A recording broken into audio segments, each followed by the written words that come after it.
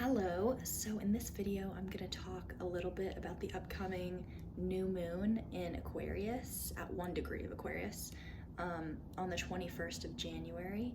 And so whereas full moons are kind of a culmination point in the lunar cycle where things might be coming to a head and we're having these revelations about various areas of our lives and the ways that they potentially aren't working or are a little bit out of alignment, the new moon is kind of like more of a gestational seeding point in the lunar cycle where things can be a little bit more quiet, a little bit more low energy. So if you're noticing that you're feeling a little bit more tired than usual, needing more sleep in the days leading up to the new moon, that's very much normal. And it's kind of a point of more inward looking and reflection. And I find that the new moon phase of the lunar cycle kind of requires a bit of trust that even if things are a little bit more quiet externally, and it's kind of like that magic dark period where you can't really see that anything is really actually happening, that things will come full circle in time. So they kind of require trust in the process generally.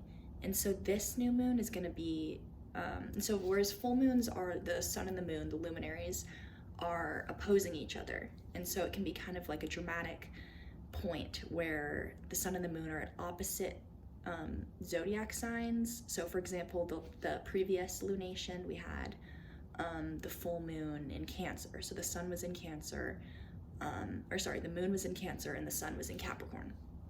And so new moons, the sun and the moon are actually at the same degree of the same sign. And so they're kind of, you can look to whatever chart, whatever house Aquarius occupies in your natal chart, and you can see that's kind of the area that might be the focus of this lunation. And so this full moon, like I said, or not full moon, this new moon is going to be at 1 degree of Aquarius, and it's going to be conjunct Pluto, an out of sign conjunction because Pluto is still in Capricorn, but they're pretty close to each other. And so this can be a pretty intense new moon and can kind of have more of like a full moon energy just because of how, just the gravitational pull of Pluto that can kind of bring to light whatever areas of our lives kind of need more excavation, or just kind of some hidden things bubbling up to the surface to be addressed. And specifically because the new moon is in Aquarius, which is a sign that's ruled by Saturn. And so these kind of revelations could be about whatever kind of structures in our lives potentially aren't working, or wherever we have kind of some compulsions or darker energies, kind of fixations, obsessions in our lives that are kind of coming to light in ways that we want to. And this is actually probably the better new moon to be thinking about like New Year's resolutions, and because we can probably more clearly see now that Mercury is going direct, kind of what actual changes we want to make and making them grounded and clearly seeing the structures in our lives that aren't working and how we can maybe reshuffle those in the coming weeks and months. And so additionally, Venus in the new moon chart is going to be conjunct Saturn, which is quite interesting. And so themes around commitment, whether like relationally, what areas of our lives we're committing to, where we're spending a lot of time, is that where we want to be spending time? And this could be kind of like a crisis of faith moment where the areas that we want to be focusing on and building up are not the ones that, when we look honestly, are actually the ones that we're giving a lot of energy and attention to. And so additionally, like, where do we want to build more beauty into our lives in ways that will be lasting and will stand the test of time, which is Saturn. So for example, maybe we think, especially because in the Northern Hemisphere we're kind of in the dead of winter, there could be kind of a heaviness. So where can we bring more lightness and beauty into our lives, whether that's going to an art museum and getting some perspective on beauty and kind of how that can make different areas of our lives more meaningful. And so yeah, going to an art museum, going to a dance, a ballet.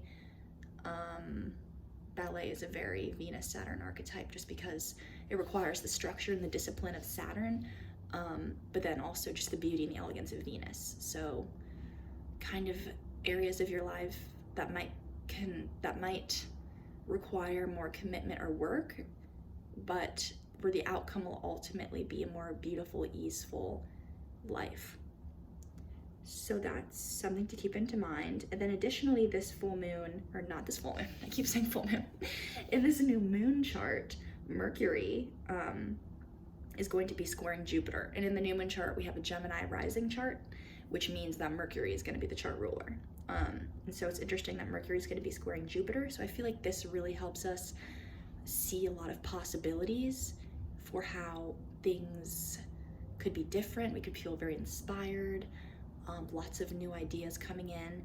And additionally, in this new moon chart, Mercury is going to be trining both the north node of the moon and Uranus. So this is quite exciting. It is kind of like an electrical energy where we might be having interesting conversations or getting into contact with information that can assist in our growth, and kind of exciting new information that we feel like we could assimilate and could make our lives better. So yeah, seeing a lot of potential, but as always, be kind of cautious of any sort of like overinflated, grandiose vision with Mercury squaring Jupiter, and kind of any sort of silver bullet things, like if only I followed this, especially with the lunation being in a Saturn ruled sign, it can get kind of not dogmatic, but very kind of be cautious or aware of, just mindful of if you're kind of imposing any rules on yourself and kind of telling yourself that if you don't do something, like your desired outcome or happiness won't happen if you don't just like really rigidly follow something. So just kind of these aspects between Mercury and Uranus, the North Node, kind of assist in seeing possibilities and having a really open mind, which is quite nice. And also the lunation, so the sun and the moon in Aquarius are going to be trining Mars in Gemini, which is still retrograde. Or no, I think it actually just turned direct. So that's exciting. So this could be kind of a really productive aspect that kind of allows us to see possibilities and get in touch with really valuable information, and then also have the energy to mobilize action to kind of make that a reality, and what steps we need to take to bring our lives more into alignment. And Venus is also, it's kind of a wide square, so it's not completely in orb, but Venus is also going to be widely squaring Uranus, so this can also be very exciting and electrical energy, and kind of restructuring relationships, potentially more less conventional ways of relating to other people. So I find that this just kind of, overall, this lunation is really exciting. And so, lastly, I'm gonna get some tarot cards so we can kind of get some messages about how we can navigate this new moon in Aquarius with the most grace possible. So I think I'm gonna get 3 cards and see if any jump out, or I'll pull some if none immediately come out. So what are the messages that we need to know for this new moon in Aquarius? What are the archetypal themes that we might see arising in our lives collectively?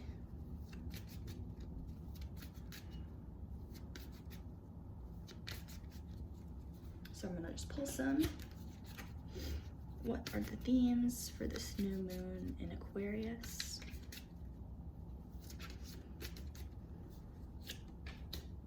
I'm gonna get one more. Okay, wow.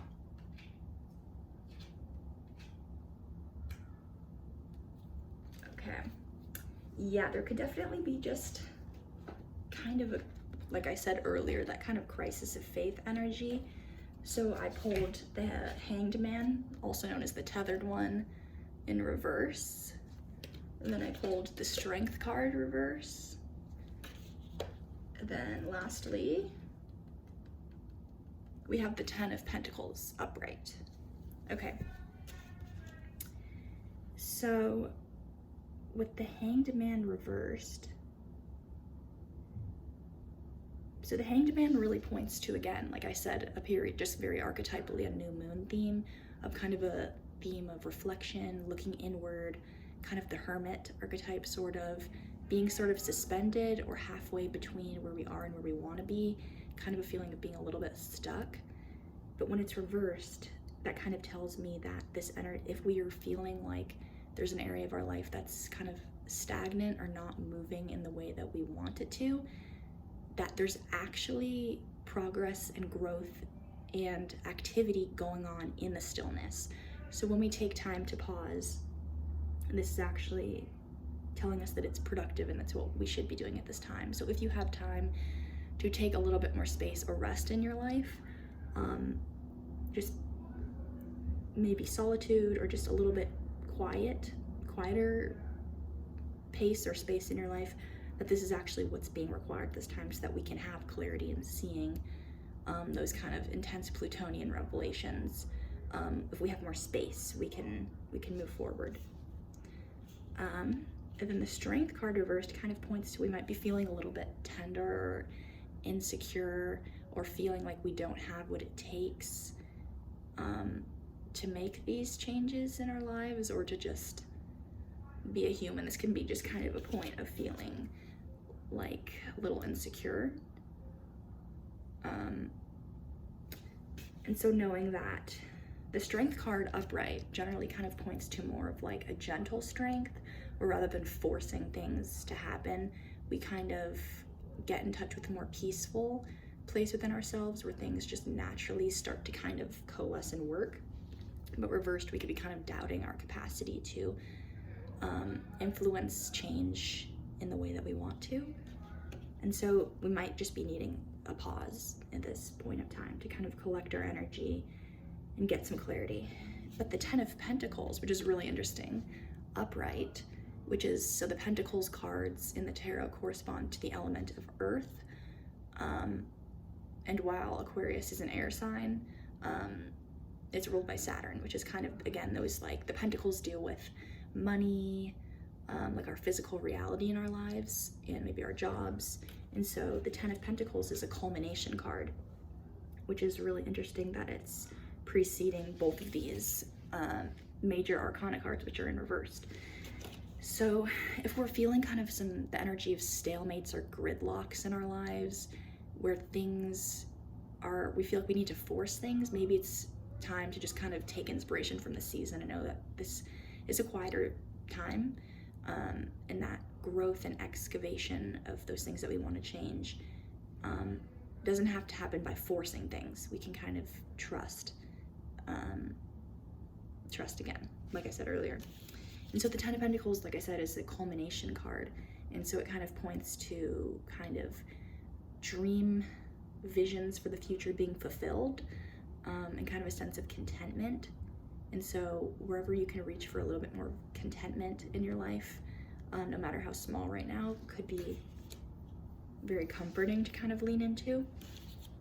And this kind of is kind of a comforting card to get after the other two, because it kind of points to, even if periods or things in our lives are not moving as we think they should right now, things will come together, and we will, the results will come. It's kind of like again, the kind of agrarian metaphors of seeding and things being cyclical and taking time.